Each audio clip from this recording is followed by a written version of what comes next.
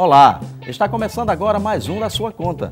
No programa de hoje você vai ver que este ano o 13º salário deve injetar 130 bilhões de reais na economia.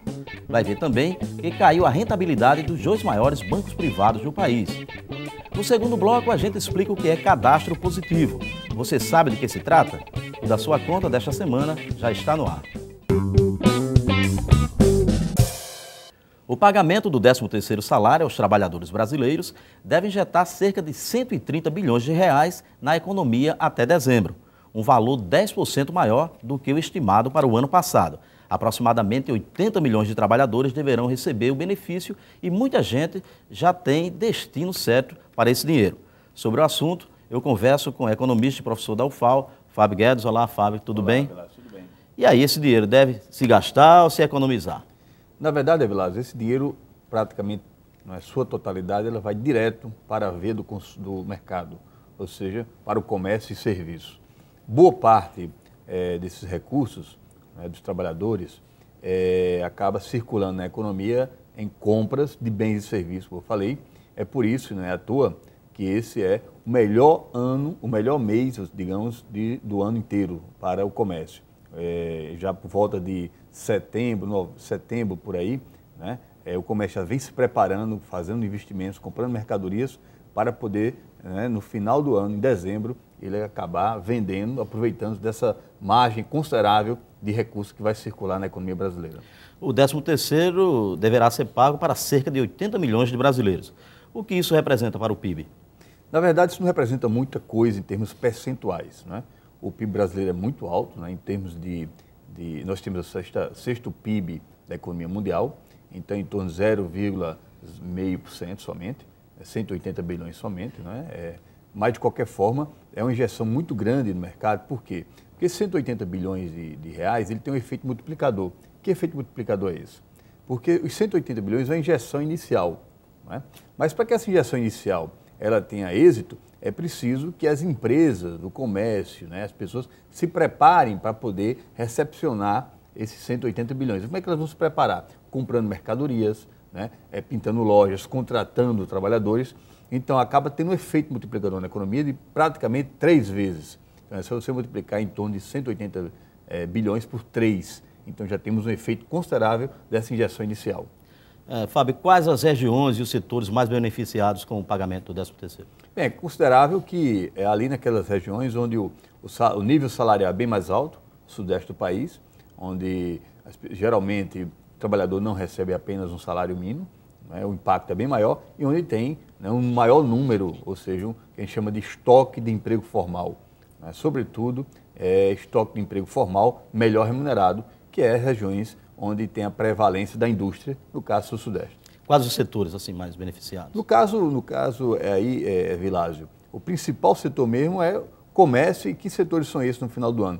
Vestuário, alimentação, cosmético, eletroeletrônicos, né, são os mais beneficiados por essa circulação de recursos.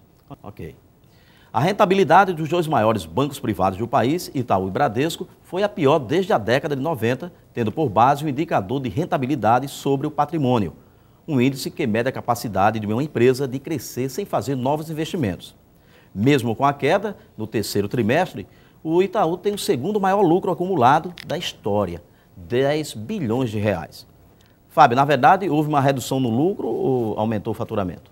Na verdade, Vilásio, o que aconteceu é que, com esse resultado do lucro do Banco Itaú, não é, sobretudo, mostra que a atividade financeira bancária no Brasil ainda é muito, mas muito lucrativa em termos de resultado líquido, né? Ou seja, você viu 10 bilhões de lucro, são poucas as empresas no Brasil que têm essa capacidade de acumulação.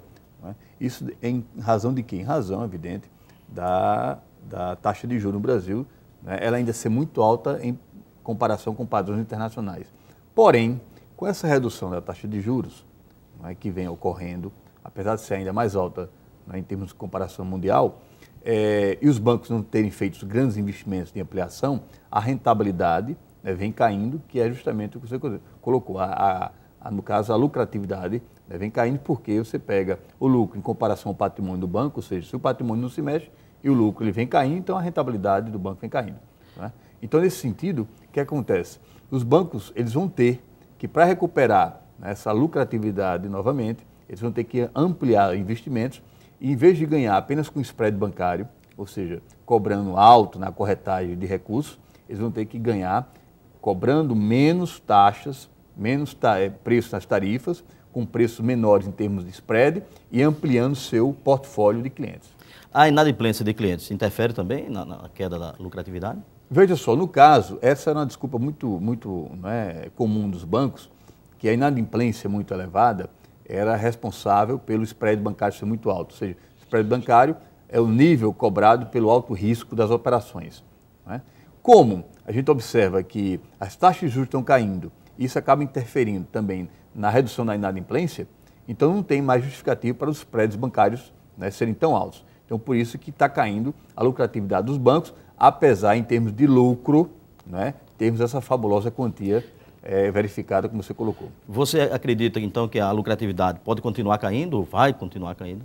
Bem, ela vai continuar caindo, mas provavelmente, né, vai estacionar e os bancos vão ter que correr atrás, sobretudo os bancos privados, aqueles que concorrem sobretudo com Caixa Econômica e Banco do Brasil, eles vão ter que correr para fazer novos investimentos, aumentar o seu patrimônio, em termos, por exemplo, abrir mais agências pelo Brasil, né, colocar mais caixas eletrônicos em vários pontos das principais cidades brasileiras e adquirir uma carteira bem maior de clientes.